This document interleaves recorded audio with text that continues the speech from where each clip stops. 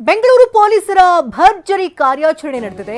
RMC yard ಹಾಗೆ RT ನಗರ ಹಾಗೆ JC ನಗರ ಹಾಗೆ ಮಲ್ಲೇಶ್ವರಂ ಪೊಲೀಸರಿಂದ ಡ್ರಗ್ ಪೆಡ್ಲರ್ಸ್ ಗಳನ್ನ ಅರೆಸ್ಟ್ ಮಾಡಲಾಗಿದೆ.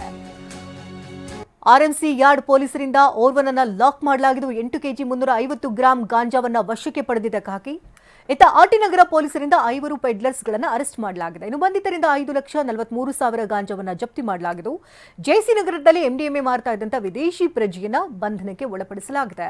ಇನ್ನು ಬಂಧಿತರಿಂದ 21 ಗ್ರಾಂ ಎಂಡಿಎಂಎ ವಶಕ್ಕೆ ಪಡೆಯಲಾಗಿದ್ದು ಇತ್ತ ಮಲ್ಲೇಶ್ವರಂನಲ್ಲೂ ಗಾಂಜಾ ಮಾರ್ತಾ ಇದ್ದಂತ ಓರ್ವನನ್ನ ಲಾಕ್ ಮಾಡಿದ್ದಾರೆ. ಇನ್ನು ಆರೋಪಿ ಬಳಿ 77,600 ಗ್ರಾಂ ಮೌಲ್ಯದ ಗಾಂಜಾವನ್ನ ಜಪ್ತಿ ಮಾಡಲಾಗಿದೆ. ಇನ್ನು ಬೆಂಗಳೂರಿನಿಂದ ಮತ್ತೊಂದು ಪೊಲೀಸರಿಂದ ಭರ್ಜರಿ ಕಾರ್ಯಾಚರಣೆ ಕೂಡ ನಡೆದಿದೆ. ರಕ್ತ ಚಂದನ ಸಾಗಿಸ್ತಾ ಇದ್ದಂತ 2 ಆರೋಪಿಗಳನ್ನ ಬೆಂಗಳೂರು ಪೊಲೀಸರು ಬಂಧನಕ್ಕೆ ಒಳಪಡಿಸಿದ್ದಾರೆ. ಬೆಂಗಳೂರು ಪೊಲೀಸರ ಭರ್ಜರಿ ಕಾರ್ಯಾಚರಣೆ ಇದು. ವರಪ್ರಸಾದ್ ರೆಡ್ಡಿ ಹಾಗೆ ರಾಜಶೇಖರ್ ಈ ಇಬ್ಬರನ್ನ ಬಂಧನಕ್ಕೆ ಒಳಪಡಿಸಲಾಗಿದೆ. 75 ಲಕ್ಷ ಮೌಲ್ಯದ 739 ಕೆಜಿ ರಕ್ತಚಂದನವನ್ನ ವಶಕ್ಕೆ ಪಡೆಯಲಾಗಿದೆ.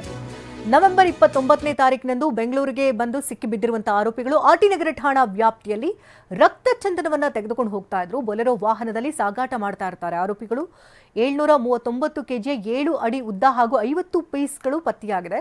ಸುಮಾರು ಇದರ ಬೆಲೆ 75 ಲಕ್ಷ ಅಂತ ಅಂದಾಜಿಸಲಾಗಿದೆ. MBA ಓದಿದಂತಹ ರಾಜಶೇಖರ್, ಇಂಜಿನಿಯರಿಂಗ್ ವಿದ್ಯಾರ್ಥಿಯ ಓದಿದಂತಹ ವರಪ್ರಸಾದ್ ಈ ಇಬ್ಬರನ್ನ ಲಾಕ್ ಮಾಡಲಾಗಿದೆ.